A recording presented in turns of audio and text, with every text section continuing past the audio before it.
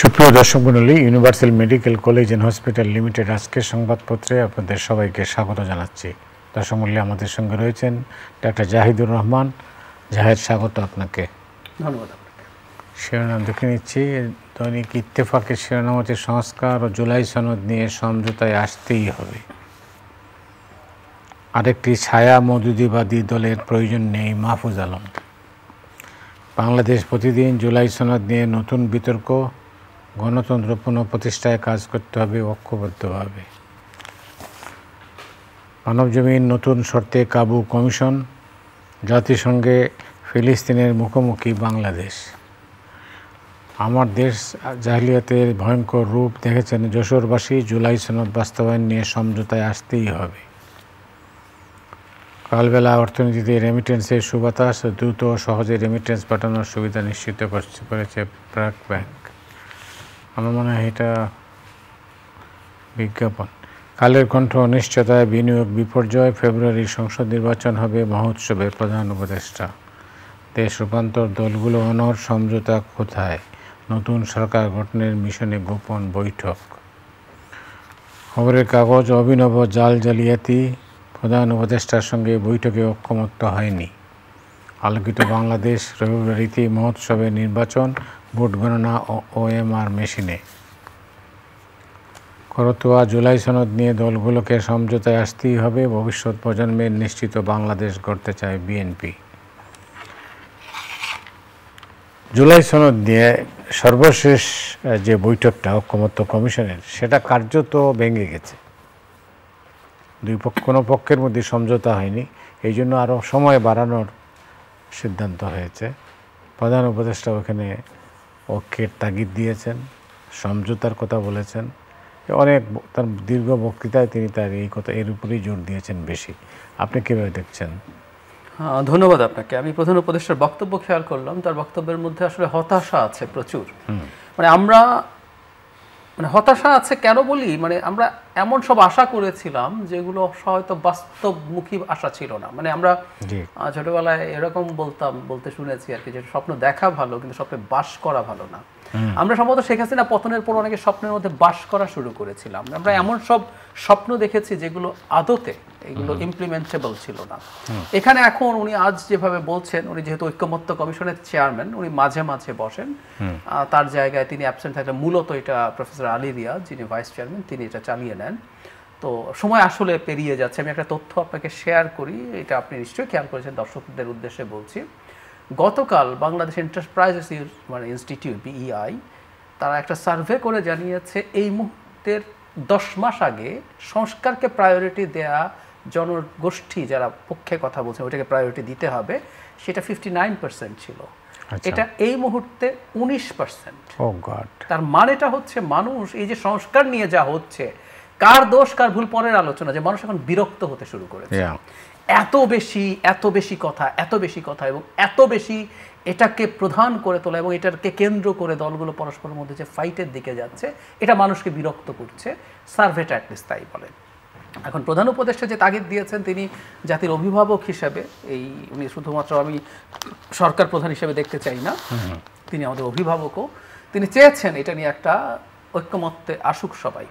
কিন্তু আমার কাছে মনে হয় তার একটা গাইডলাইন দেওয়ারও দরকার ছিল। কারণটা এইভাবে আমি বলি, সেটা হলো এখন ওনার জন্য কঠিন, কারণ কার দিকে যাবে, উনি সঠিক কথা বললেও কখনো কখনো কারো না কারো পক্ষে যেতে পারে। কিন্তু উনি তাগিদ দেয়া, কিন্তু গাইডলাইন দেওয়াটা জরুরি ছিল। যেমন আমি আমার জায়গা থেকে বলি, জুলাই সনদে যে জিনিসগুলো নোট অফ ডিসেন্ট আছে সেগুলো সরিয়ে রেখে একটা জুলাই সনদ আসলে করে ফেলা উচিত। যেগুলো নোট অফ ডিসেন্ট আছে সেগুলো যার যেটা চয়েস, সে সেটাকে নির্বাচনী ম্যানিফেস্টোতে ইনক্লুড করেছে, নির্বাচনে যাবে।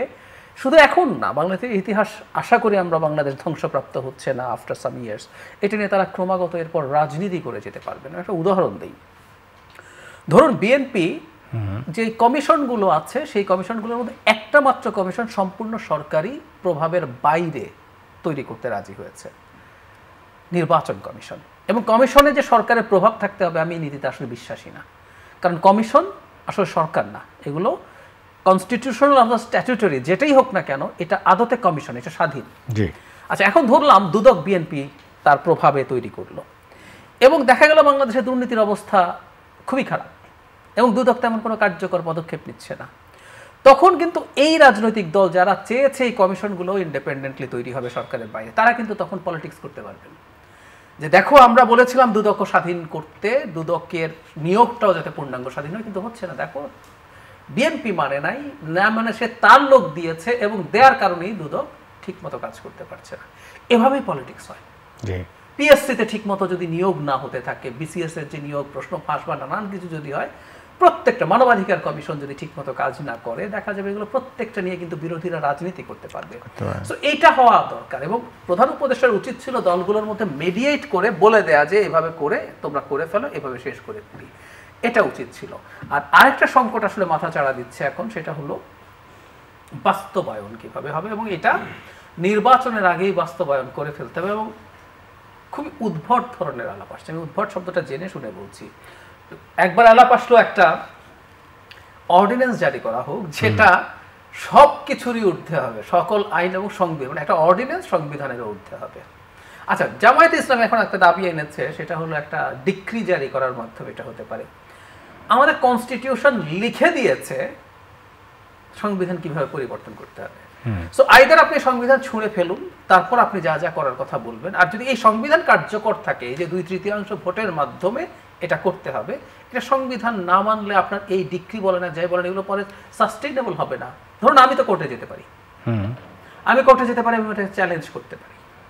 আমি কনস্টিটিউশন যদ্দূর বুঝি, আমি আমার ব্যক্তিগত আগ্রহে বোঝার চেষ্টা করেছি। আর আমি দর্শকদের উদ্দেশ্যে একটা কথা একটু বলে রাখি, মানে আমাদের ঠিক আছে, আমাদের বড় বড় লয়াররা আছেন, তারা সংবিধান আর বিশেষজ্ঞ হবেন, ইন্টারপ্রিট করবেন, কিন্তু সংবিধান আদতে জনগণের জন্য তৈরিকৃত একটা দলিল। সংবিধান হচ্ছে রাষ্ট্রের সাথে জনগণের চুক্তি। আমি আমার বহু রাইট রাষ্ট্রকে কিসের বিনিময়ে দিচ্ছি, আমার কি প্রাপ্য আছে। তো সংবিধান ব্যক্তিরও পড়া উচিত এবং সেটা ব্যক্তিরও বোঝা উচিত। আচ্ছা, তো আমরা যখন এভাবে বুঝি, তো এটা চ্যালেঞ্জ হতে পারে, এটা সাস্টেইনেবল হবে না। তো যদি না হয়ে থাকে বা না হওয়ার সম্ভাবনা অ্যাটলিস্ট আছে, তো এই আলাপ আলোচনাগুলো করার মাধ্যমে আসলে আমি ব্যক্তিগতভাবে মনে করি, বহুদিন থেকেই বলছি, দলগুলো নির্বাচনকে খানিকটা হলো বাধাগ্রস্ত করার প্রবণতা দেখাচ্ছে কিছু দল। এর মূল উদ্দেশ্য আসলে তারা কোনো একটা বার্গেইন করতে চায়, যে দলটা ক্ষমতায় যাবে নির্বাচন হলে বলে পারসেপশন আছে বিএনপি, তার সাথে। তো এটাকে আমরা ওই ফ্রেমওয়ার্কেই দেখা উচিত হবে। এখন সেটা ওই জায়গাটার সমাধান যদি না হয়, তাহলে আসলে এই জিনিসগুলো খুব সহজে সমাধান হবে না। এখন তো তারা 3 দলের পক্ষ থেকে কর্মসূচি দেওয়া হয়েছে 18 সেপ্টেম্বর থেকে, আর জামাতে ইসলামী মধ্যে আজকে দিনের কোনো এক সময় তাদের সিদ্ধান্ত জানাবে। তো তারা আলোচনার মধ্যে নেই, তারা তো আবার আন্দোলনের মধ্যে চলে গেছে। আমি এখন একটা জিনিস একটু অবাকই হই, মানে এই আন্দোলনটা কি সরকারের কাছে তারা চাইছেন যে ওনারা যা চান? ধরুন জামাতে ইসলামী তো এখন লোয়ার হাউস, মানে আমাদের সংসদ নির্বাচন যেটা, সেটাও প্রপোর্শনাল রিপ্রেজেন্টেশন চায়। মানে তারা কি সরকারের কাছে সেটা চাইছেন, এই নির্বাচনটা ওভাবে হতে হবে, বা অন্য যারা করছেন তারাও সেটা চাইবেন? তারা মাঠে নামছেন, শক্তি প্রদর্শন করছেন, এবং আমার মূল ধারণা খানিকটা জুলাই সনদ বাস্তবায়ন, তার বাইরে জাতীয় পার্টিকে নিষিদ্ধ করার একটা আলাপ আছে। আমি ব্যক্তিগতভাবে মনে করি এটাই প্রধান আলাপ আসলে। তারা আসলে মূলত আরেকটা বলতে সেকেন্ড রিপাবলিক, এটা ওই যে যারা গণপরিষদ করতে চান তারা সেটা করতে চান, সেটাও ঠিক আছে, কিন্তু মূল সবার আবার একটা কমন দাবি আছে। সবগুলো দাবি কিন্তু কমন না। যেমন লোয়ার হাউসে পিআর জামায়াত ইসলামী আন্দোলন চায়, এনসিপি অবশ্য তাদের সাথে যাবে না বলে দিয়েছে, যদিও পত্রিকার প্রথম রিপোর্ট এসেছিল যে এনসিপিও তাদের সাথে যাবে, পরে তারা জানিয়েছেন অফিসিয়ালি যে তারা যাচ্ছেন না। তো এখন এই প্রেক্ষাপটে যেটা দাঁড়াবে, আমার কাছে মনে হয় জাতীয় পার্টিকে নিষিদ্ধ করা এই মুহূর্তে আসলে মূল কাজ। কারণ জাতীয় পার্টি বাংলাদেশের রাজনীতির জন্য অতি গুরুত্বপূর্ণ একটা ফ্যাক্টরে পরিণত হয়েছে। যে দলগুলো আন্দোলনে যাচ্ছে তাদের জন্য জাতীয় পার্টি মাঠে না থাকা খুবই সুবিধাজনক। আবার যদি সরাসরি বলি জাতীয় পার্টি মাঠে থাকা, আমি জাস্ট পলিটিক্যাল, আমি এখানে নীতিগত কথা বলছি না, পলিটিক্যাল হিসাবে কথা বলছি, জাতীয় পার্টি থাকাটা আবার বিএনপির জন্য সুবিধাজনক। সুতরাং আমার ধারণা এই মুভমেন্টটা হবে মূলত জাতীয় পার্টিকে কেন্দ্র করে। ওয়েল, ইত্তেফাকে আমি দেখছিলাম যে আরেকটি ছায়া মৌদুদিবাদী দলের প্রয়োজন নেই, মাহফুজ আলম তথ্য উপদেষ্টা, খুবই আলোচিত একটা স্ট্যাটাস। তিনি এই স্ট্যাটাসটা কাকে উদ্দেশ্য করে দিয়েছেন, দীর্ঘ ডিবেট হয়েছিল, এবং মোটামুটি মানুষজন যেটা ধারণা করছে যেটা আমি এনসিপিকে উদ্দেশ্য করে এই কথাগুলো বলেছেন। আমরা এইভাবে ধরেই কথা বলি, কারণ হলো তার যে এর আগে যে আলাপ বা সাম্প্রতিক যে প্রেক্ষাপট, সেই প্রেক্ষাপটটা বিবেচনায় নিলে আমরা এইভাবে কথা বলতে পারি। খেয়াল করবো আমরা, মানে জামায়াত ইসলামীর সাথে এনসিপির একটা সম্পর্ক দীর্ঘদিন থেকে দেখা গেছে। তারা অনেক ক্ষেত্রে একই রকম বয়ান, একই রকম ন্যারেটিভ তাদের মধ্যে ছিল। শুধু তাই না, এনসিপিতে জামায়াত বা মানে ছাত্র শিবিরের বেশ কিছু মানে সাবেক সদস্য ছিলেন, এবং আমরা নিশ্চয়ই মনে করতে পারি এর মধ্যে দুজন খুব সিগনিফিক্যান্ট নেতা এনসিপি থেকে বেরিয়েও গেছেন, যে এনসিপিতে তারা গুরুত্বপূর্ণ পদ পাননি বলে পরে তারা একটা আলাদা রাজনৈতিক দল তৈরি করেছেন। ফলে যথেষ্ট প্রভাব তাদের আছে। এবং শুধু সেটা না, খুব অবিশ্বাস্যভাবে আমি দেখলাম ডাকসুতে এনসিপির সাথে অ্যালাইন ছাত্র সংগঠন বাকছাস ডিজাস্টার হলো, কিন্তু এনসিপির অনেকে শিবিরের জয়টাকে সেলিব্রেট করছেন। এই ঘটনা দেখা গেল। শুধু তাই না, যেন মাহফুজ আলমের গাড়িতে হামলার চেষ্টা হয়েছে বিদেশে, উনি সেই সময় সেই গাড়িতে ছিলেন না, সেই কারণে একটা অদ্ভুত ঘটনা ঘটতে দেখলাম আমি। সেটা হলো জামায়াতের সাথে অ্যালাইন ইনফ্লুয়েন্সাররা অনেকে সেটাকেও সেলিব্রেট করছেন, এবং যেন মাহফুজকে জুলাইয়ের গাদ্দার বলছেন কেউ কেউ। এখন উনি যে কথা বলছেন জামায়াতে মানে মওদুদিবাদ, আমরা এভাবে যদি বলি, উনি বলছেন হাফ এ ডজন অলরেডি আছে। এখন প্রকাশ্যে মওদুদিবাদের ধারক হয়ে রাজনীতি করেন জামায়াতে ইসলামী এবং তার ছাত্র সংগঠন ছাত্র শিবির, এবং এটা 6টা না, কেউ কেউ বলে এই সংখ্যাটা অনেক অনেক নতুন নতুন রাজনৈতিক দল বা রাজনৈতিক প্ল্যাটফর্ম তৈরি হয়েছে, যারা আদতে প্রক্সি শব্দটা উনি ব্যবহার করেছেন, মওদুদিবাদের প্রক্সি হিসেবে কাজ করছে। এটা ভালো না খারাপ ইজ এ ডিফারেন্ট ডিবেট, কিন্তু এনসিপির জায়গা থেকে আমরা যদি বলি যে এটা অলরেডি এত পুরনো ট্রেডিশনাল একটা দল জামায়াতে ইসলামী এই রাজনীতিটা করছে, এখন এই শ্যাডো বা প্রক্সি এটা করে আসলে এনসিপি কোনো কিছু অর্জন করবে না, এটা ফ্যাক্ট। এবং এনসিপি নিজের যে ঘোষিত রাজনীতির কথা তারা বলেন, তারা একটা মধ্যপন্থী রাজনীতি করতে চান, মধ্যপন্থার কথা বলেন। সেই ক্ষেত্রে তারা মধ্যপন্থাটাকে ঠিকঠাক মতো ডিফাইন করে রাজনীতি করাই তাদের সঠিক হবে, কারণ যেটা নিয়ে প্রচুর প্রক্সি অলরেডি আছে সেখানে আর নতুন করে যাওয়ার কোনো প্রয়োজন নেই। এটাই মাহফুজ আলম বলেছেন, এবং আমি মনে করি সঠিক বলেছেন। যদিও কেউ কেউ প্রশ্ন তুলতে পারেন, তিনি তো সরকারে আছেন, তিনি সরকারের থেকে একটা নিউট্রাল সরকারে থেকে এই ধরনের মন্তব্য করতে পারেন কে। তবে আমি একটা জিনিস যোগ করতে চাই, এরপরে তিনি তার ওখানে একটা মন্তব্য করেছেন ওই লেখার মধ্যেই নিচে, যেখানে বেশ কিছু স্ক্রিনশট তিনি শেয়ার করেছেন, যেখানে তাকে হুমকি দেওয়া হচ্ছে তাকে মব করে আক্রমণ করা হবে। তখন তিনি লিখেছেন মব করে হত্যা করা হতে পারে তাকে, এই আশঙ্কা তিনি জানিয়েছেন। তো যারা মাহফুজ আলম দীর্ঘদিন থেকে তার মুক্তিযুদ্ধ প্রশ্নে একটা স্পষ্ট অবস্থান আছে, যারা মুক্তিযুদ্ধের বিরুদ্ধে কথা বলেছে বলার চেষ্টা করেছে, তিনি কিন্তু তাদের বিরুদ্ধে স্ট্যাটাস দিয়েছেন। তো উনি কিন্তু আগে থেকেই এক ধরনের টার্গেটে আছেন। এখন নতুন করে কিন্তু মাননীয় প্রধান উপদেষ্টা তো মাহফুজ আলমকে মাস্টারমাইন্ড বললেন, তো এখন এইটা এরা অ্যাকসেপ্ট করতে চাচ্ছেন না কেন? মাহফুজ আলম নিজেই থেকে সরে গেছে, কিন্তু অ্যাকসেপ্ট করতে চান না আসলে। যে কেউই যখন তাদের রাজনীতির বিরুদ্ধে কথা বলেন, আমরা একটা জিনিস খেয়াল করছি বাংলাদেশে এই প্রবণতা, বিশেষ করে মাহফুজ আলম যাদের বিরুদ্ধে কথা বলেছেন তাদের বিরুদ্ধে যদি কেউ কথা বলার চেষ্টা করে, তার রাজনীতি কেউ পছন্দ না করতে পারে, এবং সেটা কেন সে পছন্দ করছে না সেটা নিয়ে যদি তার বক্তব্য জানানো হয়, দেখা যায় তারা এটাকে গ্রহণ করেন না। তারা এটাকে যারা সমালোচনা করছেন তাদের উপরে নানান রকম অন্যায় অভিযোগ আরোপ করার চেষ্টা করেন। এই অভিযোগ আরোপ করার মাধ্যমে তারা তাদের কণ্ঠ থামিয়ে দেওয়ার চেষ্টা করছেন। এই ঘটনা ঘটছে, এবং এটাকে আমি এক ধরনের ফ্যাসিবাদী প্রবণতা হিসেবে দেখতে চাই।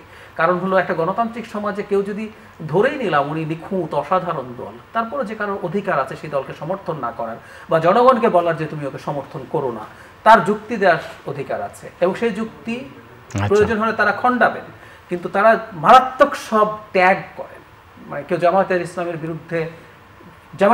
বিরুদ্ধে সমালোচনা করলেই তিনি ইসলাম বিরোধী হয়ে গেলেন, ইসলাম থেকে খারিজ হয়ে গেলেন, তিনি মুসলিম থাকবেন না, তিনি নাস্তিক হয়ে যাবেন।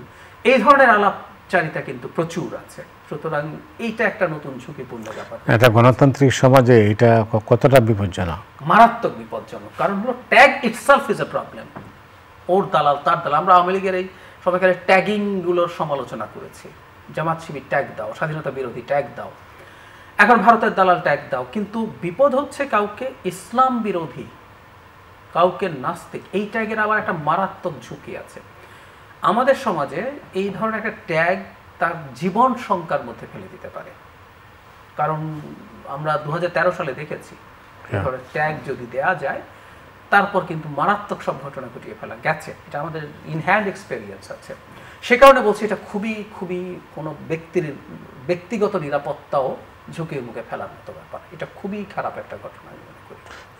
এই অবস্থায় এই প্রেক্ষাপটে আপনি কি মনে করেন যে যথাসময়ে নির্বাচনটা হবে? আমি মনে করি দুটো কারণে। ধরুন এই মুহূর্তে যারা নির্বাচনে না যাওয়ার আমি বলছি না তারা যাবেন না, তারা বলেন যে তারা নির্বাচনে যাবেন, তারা বলেন আমাদের এই শর্ত আছে, আমি ধরে নিলাম যে তারা নির্বাচনে যাবেন না বলে মনে হচ্ছে, তারা আসলে কি গেইন করবেন? নির্বাচন হলো না, আমরা যদি এভাবে চিন্তা করি, এই সরকারটা কি টিকবে? কতদিন টিকবে? ডক্টর ইউনূস কি থাকবেন? যদি না থাকেন তাহলে কি হবে? করতে করতে করতে করতে আইদার আমরা একটা মারাত্মক কেওসে ঢুকে যাব, আমাদের গৃহযুদ্ধ হয়ে যাবে কিনা সেটাই যাচ্ছি না, কিন্তু প্রায় গৃহযুদ্ধ পরিস্থিতি তৈরি হতে পারে, না হলে একটা সামরিক শাসন সরাসরি আসতে পারে। এবং ওই আনস্টেবল অবস্থায় আমি আপনিও বলতে পারি যে এটা সব স্টেবিলিটির জন্য সামরিক শাসন আসা উচিত, কথার কথা। যদি সেটা হয়, তারা আসলে কি দাঁড়াবে? কে গেইন করবে? যারা এখন নির্বাচনে যাবে না বলছে তারা গেইন করবে, অথবা এই যে কেওসে ঢুকলো, এই কেওসে ঢোকার জন্য যারা নির্বাচনে যেতে চাইলো না তাদেরকে জনগণ মারাত্মকভাবে দায়ী করবে। অনেকে আবার কেওস পছন্দ করেন, তারা মনে করেন যে এই কেওস থেকে একটা রেজাল্ট আসবে, কেউ কেউ করেন। কিন্তু আমি যে বলছি, আমার সাধারণ মানুষ, মানে জামাতকে তো দিনের শেষে বা ইসলামী আন্দোলন এনসিপিকে তো দিনের শেষে রাজনীতি করতে হবে। জনগণ যদি মনে করে যে এনাদের নির্বাচন বয়কটের কারণে আজকে দেশের এই অস্থিতিশীলতা, ভারসাম্যহীনতা তৈরি হলো, তাহলে একটা সময় ধরলাম এরপর দেশ শান্ত হলো, তাদের তো রাজনীতি করতে হবে। তাদের এই রাজনীতি করতে যাওয়া কিন্তু তখন ঝুঁকির মুখে পড়বে না। কিন্তু এই অস্থিরতা থামানোর লোকটা কই? থামানোর লোক আসলে আমি দেখছি না। আমার কাছে এই জন্য আমার কাছে খুবই মনে হয়েছে, মানে প্রধান উপদেষ্টা এখানে মানে একেবারে একটা অভিভাবক, এবং উনি নিজে ফ্যাসিলিটেটর শব্দটা নিজ সম্পর্কে বলেছিলেন। ট্রু ফ্যাসিলিটেটর হওয়া উচিত, যেটার মাধ্যমে তিনি আসলে সবার মধ্যে ফ্যাসিলিটেট করে একটা জায়গায় নিয়ে আসবেন। আমি এখন পর্যন্ত অন্তত সেই রকম চেষ্টা দেখছি না, এবং এটা অ্যাজ আর্লি অ্যাজ পসিবল হওয়া দরকার আছে। এমনকি দলগুলো যদি বিএনপির কাছে কিছু চায়ও, কোনো ছাড় চায়, লেভারেজ চায়, যদি সরাসরি সেটা না হয়ে থাকে, প্রধান উপদেষ্টা মধ্যস্থতা করে সব পক্ষের মধ্যেই আলোচনা করে একটা সেটেলমেন্টে আনার চেষ্টা করতে পারেন, এবং তার উচিত হবে। কারণ একটা জিনিস মনে রাখতে হবে, নির্বাচনটা যদি ঠিকঠাক না করে যেতে পারেন মানে তিনি তো আসলে সরকার খুব ভালো চালাননি। শেখ হাসিনার যাবতীয় অপকর্মের পর বাংলাদেশ যেই জায়গায় গেছে, সেটা ধরে নিয়েও বলছি দেশ আরো ভালো চালানোর সুযোগ ছিল। সুযোগটা হাতছাড়া হলো কেন? আমি তার গভর্নেন্স এবং তার প্রশাসক বা শাসক হিসেবে যে টাফ হওয়া প্রয়োজন, মানে প্রশাসকের কাজ কিন্তু সবসময় সফট থাকা না, মোটিভেশন দেয়া না। প্রয়োজনে আপনি আইন কঠোরভাবে প্রয়োগ করবেন, কঠোর হবেন, আপনি কঠোরভাবে আপনাকে দেখাবেন আপনার অবস্থা, ভিজিবল করতে হবে। এগুলো উনি করেননি। এখন উনি দেশ ভালো চালাননি, এখন যদি নির্বাচনটাও ভালো দিতে না পারেন এবং দেশ যদি একটা আনস্টেবল অবস্থায় যায়, এটা কিন্তু ওনার হাত দিয়ে গেল হবে ব্যাপারটা। সো ওনার সারা জীবনের যে অর্জিত সুনাম, এটা একেবারে ধূলিসাৎ হবে। আমি চাইবো এবং আমি আশা করি আমাদের প্রধান উপদেষ্টা এই ব্যাপারে সতর্ক আছেন, তিনি তার অন্তত এই শেষ জায়গাটুকু নিশ্চিত করে যাওয়ার জন্য এই ধরনের রোল প্লে করবেন। ওয়েল, দেখা যাক বাংলাদেশের পরিস্থিতি কোথায় গিয়ে দাঁড়ায়। আপনি জানেন যে নেপালে ভেঙে দেওয়া পার্লামেন্ট পুনর্বহাল করার সুপারিশ করা হয়েছে, মানে ওখানে পরিস্থিতিটা অন্যভাবে ট্যাকল দেওয়ার চেষ্টা হচ্ছে। সেখানে কিন্তু যারা আন্দোলনে ছিলেন তাদেরকে কিন্তু সরকারে নেওয়া হয়নি। শুধু সরকারে না, নেপালকে আমরা অনেকে আমাদের বাংলাদেশের সাথে মেলাচ্ছি, এটা আসলে খুব বেশি মিল নেই। এটা আমি নেপালকে রাদার শ্রীলঙ্কার সাথে মেলাতে চাই। কেন মেলাতে চাই? এ দুঃখ দেশেই সরকার খারাপ কাজ করেছে। নেপালে দুর্নীতি নিয়ে খুবই অভিযোগ ছিল, নেপোটিজম নিয়ে অভিযোগ ছিল, কিন্তু নেপালের যে সরকার সেটা একটা ভালো নির্বাচনের মাধ্যমে নির্বাচিত সরকার ছিল, এবং সেই সরকার শেখ হাসিনার মতো গায়ের জোরে বসেছিল না, বরং নেপালের সরকার অনেক বেশি আসা যাওয়া করছিল। গত 17 বছরে নেপালে 13টা সরকার হয়েছে, এবং 1 বছরের বেশি টিকেছে এমন সরকারের সংখ্যা 5টা সম্ভব। সেখানে তো পিয়ারের আমি আসছি, এবং সর্বোচ্চ টিকেছে 3.5 বছর, এর বেশি না, 1 থেকে 1.5 বছর টিকেছে। আর 4টা সরকার, আর সবগুলো 1 বছরের নিচে, এবং সেখানে পিয়ার, এই যে আমরা অনেকে পিয়ার নিয়ে কথা বলছি, সেখানে হবে। সো নেপালে যেটা হয়েছে, নেপালে ওদের যাবতীয় অন্যান্য যা যা ছিল, প্রতিষ্ঠানগুলো বলি, পার্লামেন্ট বলি, আমাদের মতো চুরির পার্লামেন্ট না সেটা। আমাদের মতো ওদের সরকারটা চুরি করে ক্ষমতায় আসেনি। সুতরাং ওই প্রেক্ষাপটটা একটু আলাদা আমি মনে করি। সেই কারণেই যে দলগুলো, যে দল ক্ষমতায় ছিলেন তার দলও শেষ করে দিতে হবে, ওই করতে হবে, সেই করতে হবে, এই আলাপগুলো আসলে নেই আর। না, তারা তো দায়িত্ব নেওয়ার সাথে সাথেই নির্বাচনের তারিখ ঘোষণা করেছে। আমরা এতগুলো কমিশন করে এই সময় নষ্ট না করলে তো হতো এবং এখন যে কারণে 19% এসে দাঁড়াইছে, এটা আমি মনে করি। কিন্তু না, দেরি করাতে আসলে আমি আবারও বলছি, মানুষ কিন্তু 10 মাস আগে 59%ই ছিল। তার মানে মানুষ কিছু সংস্কার চেয়েছে, আমাদের কিছু সংস্কারটা দরকার ছিল, এই কারণে ওই যে শেখ হাসিনা ধ্বংস করে গেছে সবকিছু। কিন্তু আমরা সংস্কার করতে গিয়ে সব সংস্কার আমাদের ভবিষ্যতে 100 বছরের আমার এমন মনে হয় যত সংস্কার লাগবে আমরা সব এইবারই করে শেষ করে যাব, এই ভেরি আইডিয়াটা আমাদের ক্ষতি করেছে। এবং এই আইডিয়াটা আবার একটা রাজনৈতিক দল, আমি সরাসরি যদি বলি এনসিপি নিল, যে দলটার সমর্থন অত না হলেও এখানে যেহেতু আমাদের অভ্যুত্থানের সামনের সারির অনেকগুলো মুখ আছে, তারা এটাকে নিয়ে নেওয়াতে আসলে এটা এখন একটা মারাত্মক এজেন্ডা, তারা তাদের পলিটিক্যাল এজেন্ডা বানিয়ে ফেলল।